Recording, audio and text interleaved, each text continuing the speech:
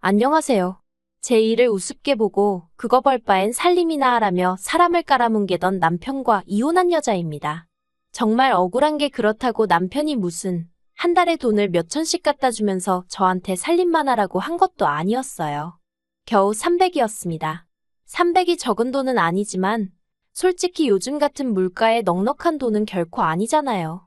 그렇다고 막말로 저희가 어디 비빌 언덕이 있던 것도 아닌데. 남편과는 처음 입사 동기로 만났습니다. 동갑내기로 서로에게 의지하고 힘이 되어주며 직장 생활을 하다가 4년 만에 정식으로 교제를 시작했지요. 하지만 그동안 서로 곁에서 오랫동안 지켜보고 겪어왔기에 솔직히 사귀기 전이나 후나 크게 달라진 건 없었어요. 오히려 사람들의 입방아에 오르내릴까봐 작은 행동 하나도 더 조심스러워졌달까요. 그러다 사귄 지 1년 좀 넘어가던 해에 제가 먼저 퇴사를 결심하게 되었습니다. 저는 원래 제 사업을 하고 싶은 생각이 있었고, 직장 생활은 사업에 필요한 자금을 모으기 위해 다니고 있던 거였으니까요. 제가 퇴사 후 사업을 시작하면서 당연히 남편과 함께하는 시간은 줄어들었는데, 솔직히 저는 이게 그렇게 문제라고 생각하지 않았습니다.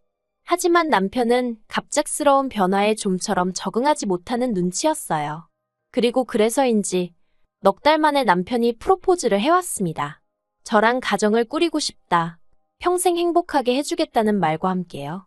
그리고 저로서는 남편과 연애하는 동안 큰 문제가 있던 것도 아니고 마음고생을 한 적도 없었기에 크게 고민하지 않고 그 프로포즈를 받아들였네요. 결혼 당시 시댁이나 친정이나 경제적으로 여유가 있는 상황은 아니다 보니 크게 어떤 도움을 받지는 못했습니다. 그래서 저희는 보증금 1억 4천, 경기도에 위치한 빌라에서 신혼살림을 차렸어요.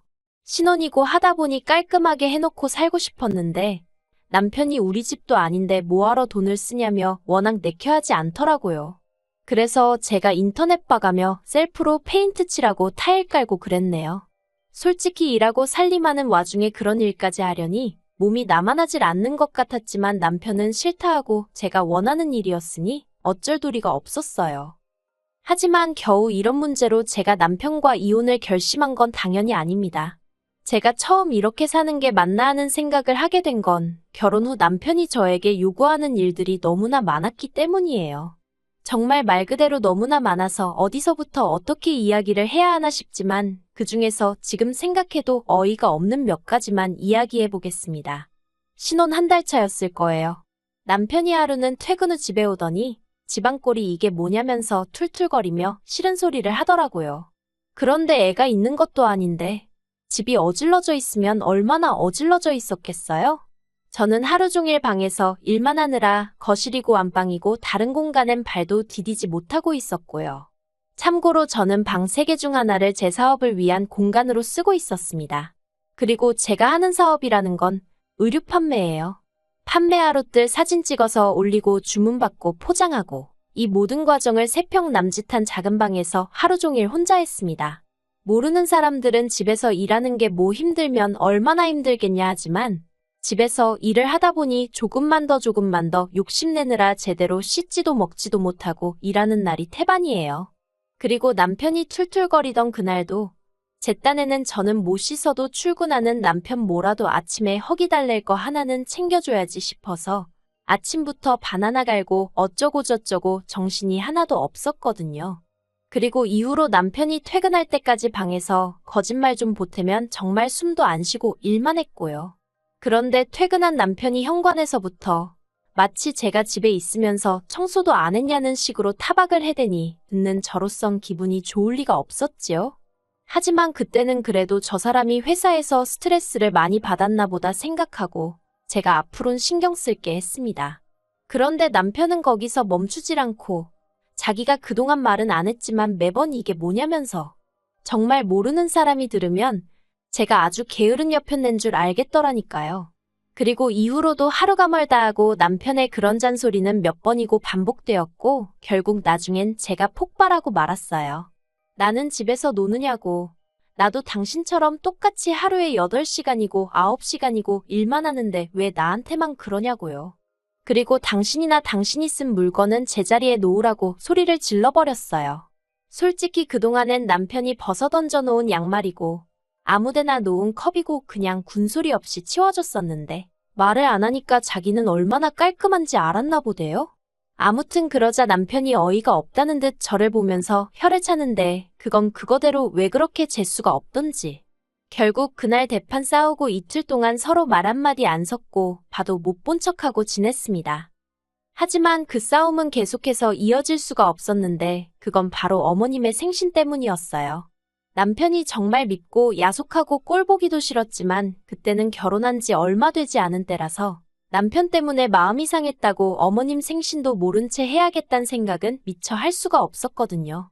그래서 정말 내키진 않았지만 아무 일도 없었던 듯 어물쩍 넘어가려는 남편을 받아줄 수밖에 없었지요. 그리고 그렇게 한바탕 신나게 다툰 이후로 저는 남편이 어느 정도 정신을 차린 줄 알았습니다. 그런데 또 얼마 지나지 않아 이번엔 도시락을 싸달라고 하더라고요. 회사 구내식당 음식은 입에도 안 맞고 어쩌고 저쩌고. 그래서 제가 그러면 도시락을 배달시켜 먹던지 하면 어떻겠냐 하니까 저더러 어떻게 너는 맨날 돈 쓸 궁리만 하냐면서 그러지 말고 저더러 만들라는 거예요. 그리고 이때 이미 저는 조금씩 짜증이 나고 있었습니다. 도시락이 무슨 한 30분이면 어디서 뚝딱 생기는 줄 아나 싶은 게 어이가 없었으니까요. 그래도 바로 짜증을 내지는 않았어요. 그냥 속에서 스멀스멀 기어 올라오는 화를 누르며 그러면 집에 있는 반찬이랑 해서 간단히 싸줘도 괜찮지 하고 물었지요. 그랬더니 그러면 물려서 어떻게 먹냐면서 자긴 많이 필요 없고 그냥 종류가 다른 3가지 반찬에 국이나 찌개 하나만 있으면 된다나요? 그래서 제가 그걸 아침에 다 하려면 얼마나 걸릴지 생각은 해봤냐고 물었어요. 그랬더니 또 한다는 말이 밥은 밥솥이 하는 거고 나머지는 어머님 하시는 걸 보면 얼마 안 걸리더래요. 이땐 정말 너무 속 터져서 그건 어머님이고 나는 그렇게 못한다 했습니다. 당신이 장가 오기 전까지 직접 당신 손으로 음식 해본 적 없다고 한 것처럼 나도 거의 해본 적이 없다고. 여자라고 해서 무슨 결혼만 하면 갑자기 아무 음식이나 할 수 있게 되는 게 아니라고요. 그랬더니 한다는 말이 자기는 제가 현모양처인 줄 알았는데 여러 가지로 실망이라대요. 그리고 그런 소리를 듣고 제가 속도 없이 도시락을 싸주게 생겼나요? 당연히 안 싸줬지요. 그러다 한 번은 이런 일도 있었네요. 친정어머니 생신이셨는데 솔직히 그때 남편하고 사이가 좋은 것도 아니었고 남편도 가타부타 말이 없길래 그냥 혼자 친정에 갔어요. 그렇다고 남편한테 아예 말을 안 하고 가출하듯 집을 나간 건 아니었고요. 남편에게 친정에서 하루 자고 오겠다고 했죠. 그리고 그랬는데도 남편은 뭐 이렇다 할 이야기가 없었습니다. 왜 가는지, 자긴 안 가도 되는 건지, 뭐라도 사서 가는 건지 그런 말도 없더라고요. 그러니 제 입장에서는 비록 제가 먼저 같이 안 가겠다고 마음을 먹긴 했어도 좀 서운한 거예요. 그렇지만 치사하고 구질구질해서 저도 그런 남편한테 더는 말하지 않고 그냥 다녀왔습니다. 그런데 매일같이 남편하고 한창 날 세우면서 일만 하다가 친정 부모님을 뵈니까 너무 좋더라고요. 그래서 계획과는 달리 하루를 더 있다 가게 되었어요. 그런데 1박만 하고 온다던 와이프가 집에 안 오면 뭐라고 연락이라도 한번 해보는 게 정상 아닌가요? 하지만 남편은 연락이 없었습니다. 그리고 친정 부모님도 왜 박서방은 너를 찾지도 않냐고 물으셨는데 차마 부모님이 걱정하실까봐 거기다 뭐라고 무슨 말을 해야 할지 모르겠더라고요. 그래서 그 사람 지금 몸이 안 좋아하고 둘러댔더니 그러면 남편 옆에 있어야지 여길 왜 왔냐고 친정어머니가 깜짝 놀라시더라고요. 아무튼 그래서 마음 같아선 3박이고 4박이고 더 있다가 가고 싶었는데 어쩔 수 없이 집으로 돌아왔어요. 그리고 그날 밤 퇴근한 남편이 저를 발견하더니 뭐라는 줄 아세요? 제가 없어서 밥을 한 끼도 안 차려 먹었다면서 저더러 밥 좀 차려달랍니다. 그리고는 장모님이 뭐 반찬 같은 것도 안 챙겨주셨냐면서 사위사랑은 장모라던데 너무하다는 거예요. 어이가 없었습니다. 자기가 무슨 67살 먹은 어린애도 아니고 어떻게 제가 없다고 밥을 한 끼도 집에서 안 차려 먹을 수가 있는 거며 그렇다고 해도 와이프가 자기한테 말도 없이 2박 3일을 친정에서 보내고 왔는데 솔직히 남편이 저를 보자마자 왜 말도 없이 더 있다 왔냐고 화를 냈으면 그것도 그것대로 짜증은 났겠지만 적어도 이렇게나 실망은 하지 않았을 것 같아요. 그런데 화는커녕 저를 보자마자 밥부터 찾는 남편을 보고는 도대체 이 사람은 나를 뭘로 생각하는 건가 싶어서 어이가 없더라고요. 뿐만 아니라 그 와중에 사위사랑은 장모라니 자기는 정작 장모 생일도 기억을 못하고 있었으면서 그래서 헛소리를 남발하는 남편을 경멸스런 눈빛으로 한번 쏘아보곤 그냥 안방에 들어와 버렸습니다. 그러다 결정적으로 제가 이혼을 결심하게 된 건 남편의 썩어 빠진 정신머리를 알게 되면서예요. 남편이 하루는 술에 취해 들어와서는 저더러 야, 너 그러더니 네 통장 좀 가져와봐. 얼마나 버는지 한번 까봐. 그러대요. 그리고 황당한 제가 왜 알아서 뭐하게 하니까 저더러 지금 하는 그 사업인지나 발인지 그거 때려치고 집안일이나 하랍니다. 자기가 한 달에 300만 원씩 꼬박꼬박 벌어다 주고 있는데 가장 대접도 못 받고 열받아 죽겠대요. 그러면서 저더러 너 돈 100만 원이나 버냐면서 그거 꼴 같지도 않은 돈 번다고 집안일 소홀히 하고 그거 끼니마다 반찬 좀 다르게 하라니까 그것도 하나 못하냐면서 일 때려치랍니다. 그리고 가져다 주는 돈으로 조신이 살림이나 하라나요? 어이가 없어서. 하지만 술 취해서 지가 뭐라고 떠드는지도 모르는 인간하고 도대체 무슨 말을 하나 싶더라고요. 그래서 됐다고 술 깨고 이야기하자 했습니다. 그리고 이튿날 마침 주말이기도 하고 그래서 허심탄회하게 이야기를 해보자. 이렇게 분위기가 잡혔습니다. 남편은 자기가 전날 밤 뭐라고 짓거렸는지는 생각도 안 나는지 저더러 술 좀 깨게 술국을 끓여달라는 헛소리를 하길래 먹고 싶으면 시켜 먹던지 해 먹던지 알아서 하라고 했어요. 그랬더니 혼자 또 한숨을 푹푹 내쉬면서 자기가 무슨 ATM으로 보이냐입니다. 그래서 제가 남편더러 당신은 한 번이라도 우리 살림이 어떻게 굴러가고 있는지 생각해 본 적은 있느냐고 했어요. 그랬더니 그게 무슨 소리냐며 알아듣게 말하라고 성질을 내대요.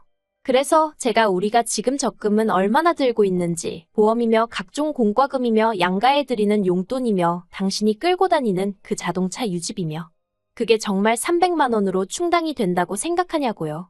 그랬더니 남편이 한다는 말이 그럼 뭐 제가 벌어서 끽해야 돈 100이나 보탰냐입니다. 그리고 그때 그런 생각이 들더라고요.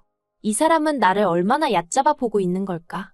그리고 말이 나왔으니 말이지만 결혼하고 얼마 지나지 않아 아버님이 쓰러지셨어요. 그러면서 사회활동을 전혀 할 수 없게 되셨고 그래서 친정엔 30만 원 드리면서 시댁엔 80만 원씩 챙겨드렸습니다. 그게 다가 아니었어요. 저희 둘이 결혼하던 당시 남편이 저와 상의도 없이 전액 할부로 전기차를 샀었거든요. 그래서 그 차 할부의 유지비로만 또 돈 100은 우습게 나가고 있었죠. 이것만 해도 벌써 200인데 무슨 300씩이나 갖다 주니까 집안에 들어앉으라는 소리나 하고 있다니? 사람이 돈에 대한 개념이 없어도 어쩜 저렇게 없나 싶은 게 갑갑해서 화가 나는 거예요. 그래서 결국 제가 꼴랑 돈 300 가지고 당신이야말로 유세 좀 작작 부리라며 이렇게 사람 치사하게 만들 거면 그냥 헤어지자 했습니다. 나도 나름대로 맞벌이 하는 중인데도 집안일 가지고 현모양처가 못 되느니 어쩌느니 소리나 듣고 어제는 뭐 가장대접이 어쩌고 저쩌고 막말로 당신이 집을 해오기를 했냐 그렇다고 우리 친정에다 뭐 하나 대단한 거 해주기를 했냐 그래놓고 이제 와서 그거 얼마 더 번다고 사람을 무시하냐고 이래라 저래라 하느냐고 그럴 거면 차라리 따로 살자고요. 그러면 당신은 그 돈 300 혼자 다 쓸 수 있으니 얼마나 좋겠냐고 저도 남편이 하듯이 똑같이 빈정거렸네요. 그리고는 당신의 2배 3배 벌어오는 남자들도 당신같이 대접받고 싶어서 환장하진 않을 거라니까. 저더러 말을 그따위로 하냐면서 그래 헤어져 하대요. 제가 자기랑 헤어져 봐야 지금이 좋았지 하고 피눈물을 흘릴 거라나요? 그래서 저희 이혼했습니다. 결혼 생활도 길지 않고 애도 없지 그렇다고 재산이냐고 얼마나 쌓인 것도 아니지. 그러니까 뭐 결혼 준비할 때보다 오히려 시간도 덜 걸리고 말 그대로 속전속결이더라고요. 그런데 웃긴 게 이혼하고 2달쯤 되던 때 그러니까 제가 사업한 지 꼬박 2년하고 2개월쯤 되던 때였거든요.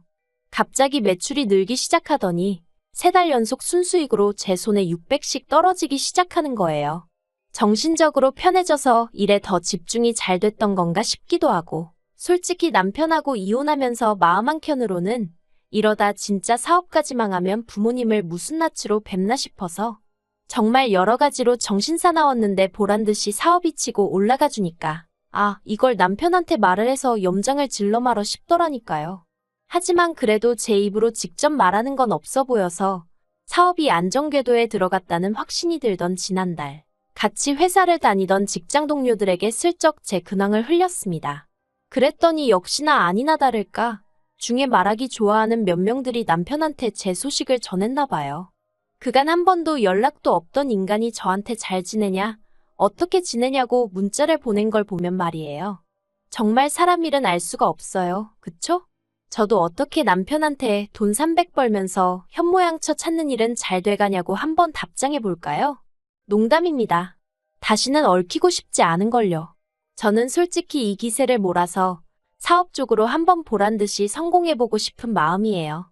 남편이 절 놓친 걸 후회하게 만들겠다 그런 게 아니라 남편에게 나는 네가 벌어다주는 알량한 돈 몇 푼으로 이래라 저래라 할 수 있는 여자가 아니었다는 걸 똑똑히 알려주고 싶어서요. 유치해도 뭐. 일단은 그게 제 목표입니다.